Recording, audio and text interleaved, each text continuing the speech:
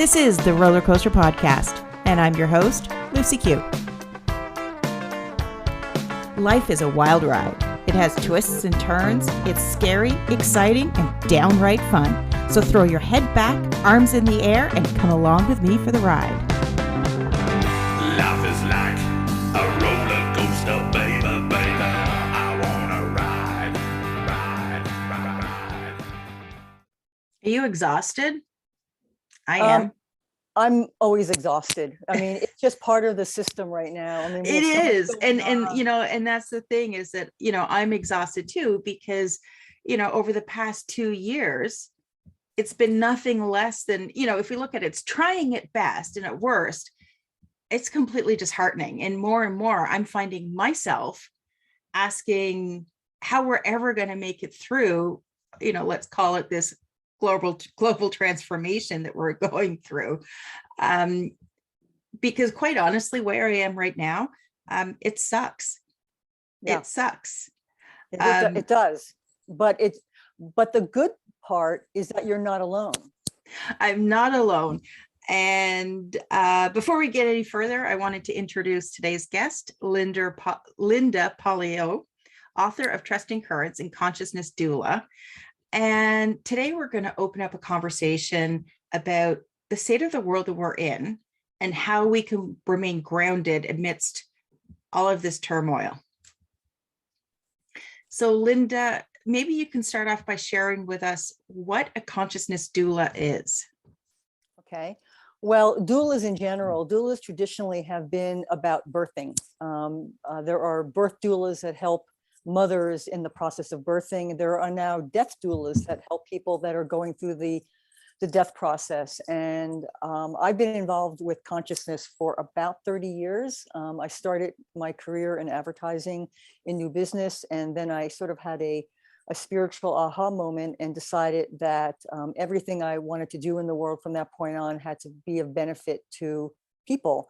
So understanding what consciousness was a big part of it. And I became the world's first chief consciousness officer for a big global marketing company. And what I did there was I helped the CEOs and CMOs of large Fortune 100 companies understand what I call the human technologies, which are wisdom, intuition, compassion, empathy, forgiveness, and gratitude. And these are part of the human technologies of consciousness. Consciousness is a large idea because it's not only our consciousness, it's universal consciousness, it's planetary consciousness. But as a consciousness doula, what I try to do is help people awaken what is within them as technologies to support themselves. We are very externally focused with social media and just generally the way that we were raised and the way our culture has evolved over the last 100 years. We don't spend a lot of time going inside, and yet our internal universe is as expansive as our external universe. It's just that the culture does not really want us to go there. We're uncomfortable going there because it's the unknown and we don't really know what we are going to do once we get in there. And it often will make us feel very uncomfortable because that's where our trauma is, particularly if you start going into heart consciousness. Most of us store a lot of childhood traumas in our heart. Our heart's been broken in many, many ways throughout our lifetimes. So it's a consciousness doula helps people awaken the consciousness within them so that they have the internal tools to sort of, I guess, navigate any changes that's happening in the world, like what's happening now. And the global transformation has been coming for a very long time. I mean, I was kind of born with a sixth sense about things like this. So I always knew that we were going to go through a major change that was going to transform the way that we lived completely. I had no idea what form it would take. And I really thought it was going to happen a long time ago, but it didn't. It's happening now. And it's going to go on for a while. I mean, all of our structures are being transformed because many of them were set upon not very good foundations. If you look at the United States, it was founded by basically taking it away from Native Americans. Well, And it's no then, different than Canada. yeah, I mean, basically we were Canada and US were one and the same yes, until, war. right. There's the division, but ultimately it doesn't make a difference which side you look at. We all did the same thing. Yes. Basically, Yeah. Europeans came over and Right. they did what they do. Right. Right. And so that's the foundation of our world. And these energies are caught in us and caught in the world. And so what's happening now is we're just eliminating, we're just allowing the energies that have created all the sort of suffering and sorrow in the world to come up so we can witness them. A lot of things that are happening now have been around for a long time, but we didn't pay attention to them because as long as our world, our individual world was happy, we didn't really care what was happening to anybody else. So, Well, and that's true. So, with everything that's gone on in the last 2 years, there has been that emphasis. I almost want to say our illusion of freedom has been dissolved because yes, we were never free. no, We were never free. We were living under the illusion, I think, in both of our countries, in some part of, our constitution, our, whatever you want to call it, we're led to believe that we're free human right. beings, but we're not. We're free as long as we comply to what government wants us to do. And government can change those rules when and how they choose. Right. And as power corrupts, the people that eventually got into power just became more and more corrupted. And then the individual became corrupted within themselves. And we all have a little bit of corruption within us. I mean, we're all connected. Most of us saw when things were not right, but we didn't say anything. So now it's just, I believe it's just the world rebalancing itself. The planet's rebalancing itself because we can't continue to do to the planet what we've been doing and expect the planet to exist for us. And in general, our culture and the way we relate to each other has got to change. I'm all about heart consciousness. I think that the only way that we're going to survive as a civilization is when we start moving back into our heart. The problem with that is, like I said, people have a lot of trauma in their heart, and we have a lot of unrealized trauma in all of us. And it didn't mean that you had an awful childhood. It just meant that at some point in your childhood, you were traumatized by something and it stayed in your system. And it's basically reacting to the world around you. So, it's like when you keep going out with the same kind of person and it's not a good person, it's not because you are looking at the same person, it's because the hurt inside you has not been resolved and you are looking for that other person to resolve that hurt for you. So until you really go inside of yourself and spend time alone in there and allow yourself to be in this, even if it's a wounded space, even if it's a sad space, even if it's an angry space, just allow yourself to be in there and then feel your way through. I took care of my mother for 9 years and it was 24/7 care. And it was a very, very difficult time. And I didn't always handle it well. And what I realized now is that I didn't take the time to sit with myself and have a conversation with myself. I was more than happy to tell everyone else around me how miserable I was. But I wasn't willing to just sit with myself and sit with the misery and see what it was trying to give me, because all suffering is trying to give you a gift. And, I myself started, my spiritual growth journey about over 4 years ago now. Mhm. So I have a certain amount of, I'd like to believe that I have a certain amount of heart consciousness and, I have certain practices and rituals that help me keep grounded. And I try and protect myself from the outer world by, even something as simple as not watching the news. Yes, that's really important. Because of the impact that it has on it. But then you're caught in this dilemma because if you're not watching the news, you're not seeing the corruption erupt. So I think you already know there's corruption. Oh, it's there, but at some point, for me, like I said, I have certain tools and practices in place. And even now, we're coming close to the 2-year mark. I'm starting to crumble over it all because it's wearing. So for the people that don't have that practice, or I want to say that are in denial about paying attention to our inner world, Mhm. I have no clue where those, I mean, maybe they're completely delusional and they think everything's fine, government's going to take care of us, vaccines are going to kill all problems, everything's going to be rosy, when, and they keep focusing on, we're going to get back to normal. Yeah. And I'm like, no, your concept of normal is gone. Right. It's gone. And like, for me personally, I'm getting to be in a really rough place with all of this, because I don't want to say I'm losing hope, but holy crap. I mean, I just saw today, one of our provinces here in Canada is going to start to tax the unvaccinated people. And I just, the absurdity of it all, you think like, what is this point and where is it all going? So I'm curious to hear, what your take is and how you see this evolving. And, if we look at the pendulum theory, obviously the pendulum's swinging all the way one way, Right. Where's that balance? And, is it something I'm going to see in my lifetime? Well, we all ask ourselves that question, but I think the worst, now this is my perception. I think what we have to realize too is that there are a lot of belief systems flying around right now. So what I'm going to say is my belief system based on my experience. And because I believe in energetic frequencies and I believe in different timelines, I believe in quantum physics and everything going on like that. For all we know, there are different timelines running right now, that you and I are on one timeline and people that believe or want to battle are on another timeline.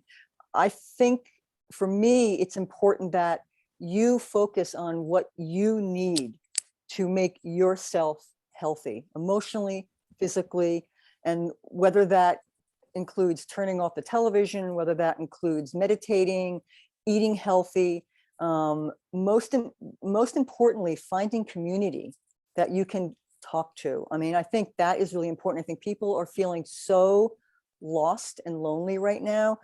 They've been separated by their families because of belief systems. I mean, husbands and wives, children and parents, I mean, they believe different things.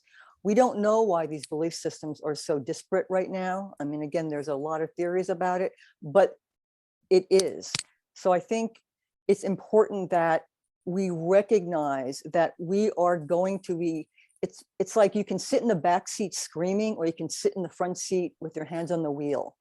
And by being conscious and aware yourself, which you've already begun that process, and that's the number one thing. You can't wake people up. They have to wake up on their own. You can't change their minds, save them. I always talk about, you don't stand under a building that's collapsing and try to catch the bricks and put the bricks back. You step away from the building, you let it fall down, and then you take the bricks and you build something more beautiful.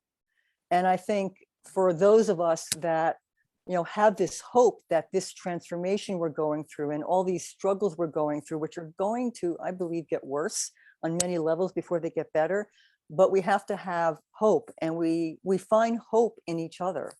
We find hope by connecting to other people that share our values and our heart and the things we want to see happen. Many people are never going to be part of this transformation in any positive way. And there's no way to force them into it anymore. There's any way to force people that don't want to be vaccinated or don't want to wear masks. I mean, it's become this individual, the rise of the individual, but for the sake of community is really becoming more important. And we're beginning to see the cracks in the institutions that we believed in. And when that happens, it's very threatening, because we were raised to believe in our institutions, our religions and our governments and our corporations, that they had our best thoughts in mind, but they haven't for, we don't know how long. Never. So, probably not, but it's just gotten out of control now. And I think I think it's important that we realize that we're in this. This is happening. And I think, most of us for a long time were going, okay, we're holding it back. I think if you just allow yourself to have the experience, allow yourself to feel the fear, feel the pain, feel the frustration, but also, like, I have something I do when I get freaked out, when I get triggered by something. And we have to realize that a lot of our triggers, whether you're pro or con anything right now, are rooted in our childhoods. And there are these internal traumas. So something that triggers me may not trigger you because you didn't have the experience, the unconscious experience. So if I get triggered by something, and this happened a lot when I was taking care of my mother, because it's my mother, you get triggered by your mother. So I would look at my hand and I would say for some reason, I always looked at my right hand. I said, is this true? Is the way I'm feeling true for the moment? Am I safe right now? Am I supported right now? Do I have people around me that are there for me? Is it true? Like, is this fear that I'm feeling, or is this angst that I'm feeling, is it really true to the extent that I'm feeling it? Most of the time, if you ask yourself that question, it's not true, because in that moment you're safe. And again, as many teachers have told us in the past, you have to pull yourself into the moment, because the future will just freak you out. And the past is going to make decisions for you that maybe aren't appropriate for the moment, because you had a bad experience in the past and you're going to think you have the same experience again. So you won't take a risk, where that's not true. So the most you can stay in the present and really focus on, is this true right now? And once you realize it's not true, and maybe I may have the fear, but it's really not, this angst I'm having and this anxiety I'm having is not true to the moment right now. I'm projecting what may happen in the future, and I'm pulling it into my present moment. So you say, okay, if this is not true, what is true? So then I look at my other hand and I say, what is true? And I think of good things. Oh, I'm safe. It's a beautiful day. I'm meeting with a friend later. I am supported. I have this great podcast that I'm doing. I mean, all these wonderful things that are going on in our lives as well, that we don't pay attention to because we're caught up in this. And then I always take one small step in this direction. So I'll call a friend to talk to them. I'll go buy myself flowers. I'll put on some great music, anything that moves me forward in that direction, because our thoughts need action. So when you freak out and you're putting action into the fear, you're bringing the fear to you. If you try to pull away from the fear, put yourself into a neutral space so that you can observe the fear. You can say, oh, I am feeling that, but that is not me. I am just feeling that. And you put yourself literally into neutral, and then you put yourself into a positive space. And if you're really having a hard time and you can't find anything to be positive about, what are you grateful for? Yeah, gratitude at the Gratitude at the end of the day, that's a fix for so many things. Gratitude is the fix for everything. When you can't find anything else, you can always find something that you're grateful for, and then you work on that. And you'll be surprised if you can switch yourself from this anxious space to neutral and then into a positive space. The thing that you were so positive was going to happen bad just evaporates like a fog. And fear is like that. Fear is a lie. Fear is the thing at the other side of the door that sounds like a giant monster, and you don't want to open the door up. But when you finally have the courage to open the door up, you see it's just a mouse making a lot of noise. But we have to put ourselves into that position where we are in a neutral space, because we are being triggered right and left. All of our personal fears, our collective fears, everything is coming up to be looked at. And the world is not going back to the place it was. It's going to get more difficult, probably over the next 2 or 3 years, in different ways. We're going to be challenged in different ways. So we have to learn to trust where it's taking us. And spirituality helps with that. People go to religion, whatever it is that helps you, you go into community. I'm a big believer in if you are awake and aware and you know that there is more going on in the world than it appears to be, then you need to find your community. You need to find people who believe the same things, who will support you, who you can have conversations with. That's becoming harder and harder because, you know, as we're all being forced into isolation, we're all being forced into our own homes. Our only means of contact with the greater world is on, you know, various social media platforms. Right. And unless you fit the narrative, you have no ability to connect with different communities, with different people, because, you know, I'm fortunate with my own sort of tight circle of family and friends. We're all, you know, most of us are on the same page as I am, but those who aren't are very respectful of, hey, you do you. Yes. So there's no conflict. Yes. But having said that, you know, I still want to have those important conversations with like-minded people, but finding them is a challenge because everyone's getting shut out. There is no place to have conversation because, you know, government, social media, you know, whoever the powers to be are behind all of this are controlling things by shutting down those conversations. Right. But there are, I mean, I've been on this path for a very long time. And I was talking about consciousness and about these days coming for really a while. So what I'm seeing now though, and so I was alone for a lot of that time. When you first wake up and you first start You're looking alone. outside, you are alone. And Yeah. I don't know why that's important, but I feel that that is important to the process of awakening. And I think you have to be pulled away from the scaffolding of your life because you have to really learn who you are without other people telling you who you are. So the process of being alone, I believe, is part of the evolution of your consciousness. And then once you get comfortable being alone, or once you've done enough of your own work, you will start connecting. So I was alone for a long time.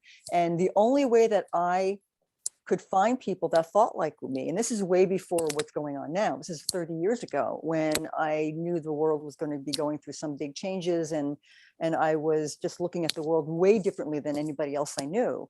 I would be in a group of people and I would throw words out. I used to say it was like being gay in the 50s. Like you'd be in a group of people and you'd start saying words like energy or, you know, consciousness, and you'd see who'd respond. You would get a response, and that person, and I did this in business too, I would use words in a big business meeting just to see who in that group would lean forward, interested, or lean back, like, what is she talking about? And if the people leaned back, that they were not my responsibility. The people who leaned forward and wanted to know more, that was my responsibility. That was who I tried to communicate to. And then I would start working with them and talking to them and getting them to talk about themselves. Because when you first become awake, you don't really know what's happening. And you just know that you're different than everybody else. And you don't really know And people, I don't know what to do with it. Well, yeah. And, you know, the people that are around you that aren't getting it, they tend to call you crazy. Yes. And you are. You are crazy to the culture. Yeah. But there's nothing you can do about it. Once you're, I call it the coming out of the cave syndrome. Like we're all in this cave and it's dark. We see shadows on the wall and it's, you know, we're crowded. We all believe the same thing. We're all sort of comfortable, but then either one of two things happen. Either you start noticing that people are missing and you wonder where they went, or you become so uncomfortable in the cave. And I think that is really what's happening now. Is suffering is a huge awakener. Many people won't awaken without suffering. Yeah. And I think the term that is a little more mainstream, because there's a lot of negative associated, not that there is a negative, but the people that aren't are associating a lot of negativity towards the term woke. Yes. So the sort of the more mainstream phrase that I'm seeing now is that people are being red pilled. Yeah. And well, that sort of comes out of the movie The Matrix, where they're, yeah, exactly. where he made that conscious choice to awaken. And I've started noticing that, people that I know that are in the healthcare industry that were very adamant about, that side of the story at the beginning, are now sort of going through that transition, and they're being red pilled. They're like, okay, wait a second here. Something's not right. But that's what's going to happen. And so when you get out of the cave and you first come out of the cave and you see the light for the first time, you're like, oh, wow, this is amazing. I didn't know this was here. And you're standing there by yourself. And for a moment, this is what happens when you first go, oh, I see something that I didn't see before. You first go, oh, this is amazing. And then you look around and you realize you see your shadow and you realize I'm alone. So at that moment is when it's really important that, because once you're out of the cave, you can try to go back, but you're never going to be the same again. So you can't go back. Consciousness is an evolution. It's a spiral that goes up. We go around to the same place, kind of, but not quite, because we're always evolving. And once you wake up, whatever term, and languaging is very important with this, because people get triggered by language. So it's how can you keep your language and what I would do when I was working as a chief conscious officer is I would start speaking to someone in their language. And then I would start throwing some of my language in and some of my concepts. And I would try to bring them up to a higher level. It's not even higher. It's really just expanded. You're just expanding your awareness. You're expanding your consciousness to include things that you didn't believe before. And as soon as I felt, and then they would get all excited because they would feel this expansive idea. Consciousness would be expanded and they go, oh, I didn't think about that. Wow, that's true. But then I would keep going, and I would keep going until I said something that triggered them again, because I was going to a place that they were not comfortable with. And I go, okay, that's as far as I can go with them now. Let me go back and use the same languaging that makes them comfortable. Because I could take one concept and I could speak to you about it in one way, but then I have to speak to someone else about the same concept a different way so that they can digest what I'm saying. And I did the same thing when I was writing my book. It took me 8 years to edit it because I worked so long on the languaging so that the concepts that I was introducing within this novel could be digested by many people, and not just people that were already at a certain level of awareness. But it's going to happen. I believe this is happening, and this is part of the process, and there's no way else except through it. Yeah, it's definitely happening. But I guess we have to remain patient. We have to allow everyone else to catch up. Well, probably in our lifetime, not everyone will catch up. No, but enough people will catch up. And we just need to see that we've gone through the worst of it. And I think that's everyone keeps thinking that we've gone through the worst. I don't think so. No, I don't think so either. I think we've been, I look at the virus as shifting of our circulatory systems. It was about the way we move around, and so it changed our circulatory systems. And I think we're coming up till now the things that are going to be affecting our skeletal systems, which are the structures of our lives, the economy, and the way we interact, and the institutions that we have, the political institutions. I think we're going to have a lot. And I think there's also going to be a lot of aha moments that are coming up that are going to shape the foundation of people's belief systems about things.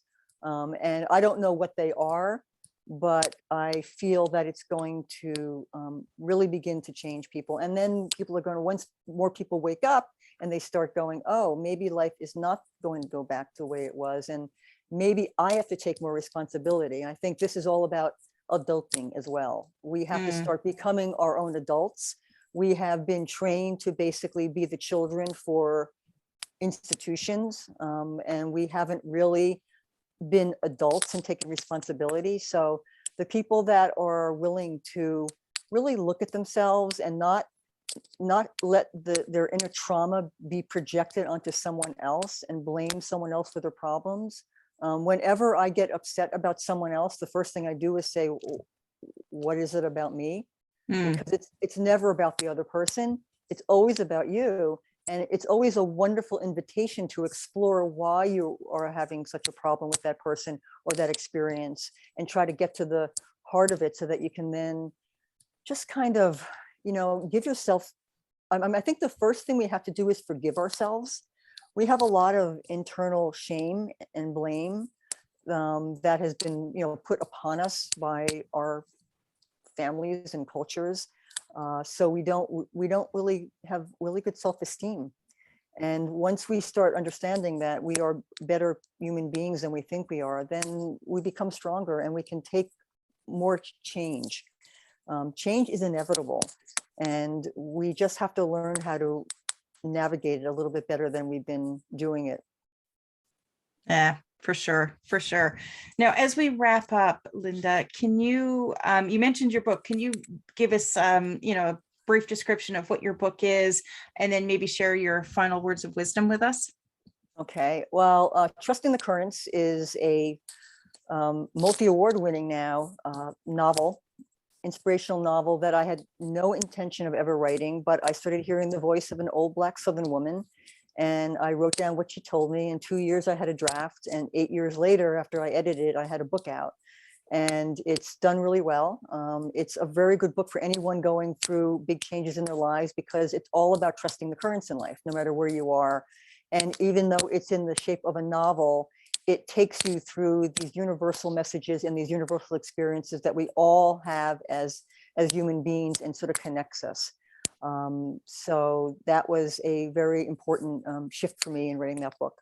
And as a consciousness doula, I have a website, lyndapollio.com. I'm on all social media, so you can find me on Instagram and on Facebook and everything else. And I really encourage people to reach out. You can reach out to me, reach out to other people that you are connecting with that are going through a similar change in the way they're looking at their lives, and just to support each other, because we have a ways to go through yet, and we really want to be able to help each other a little bit better than we are. I believe the answers lie in the heart, and I encourage everyone to kind of spend more time in their own heart. To connect with Lynnda, make sure you check out the show notes. I will have all of the links in there. And Lynnda, thank you so much for joining me today. Yeah, hang in there. We'll all get through this. It's going to be a rocky road, but I truly believe at the end of this, we're going to be in a much better place in our world. Thanks for listening to this episode of the Roller Coaster Podcast. Want to chat or share your ideas about today's show? Pop me an email at hello@therollercoasterpodcast.com. Don't forget to connect with me on Facebook and Instagram at The Roller Coaster Podcast. Our theme song, Roller Coaster, was performed by The Lucky Setback. Audio editing by the one and only Jeff Quigley of Quigley Creator. Life is like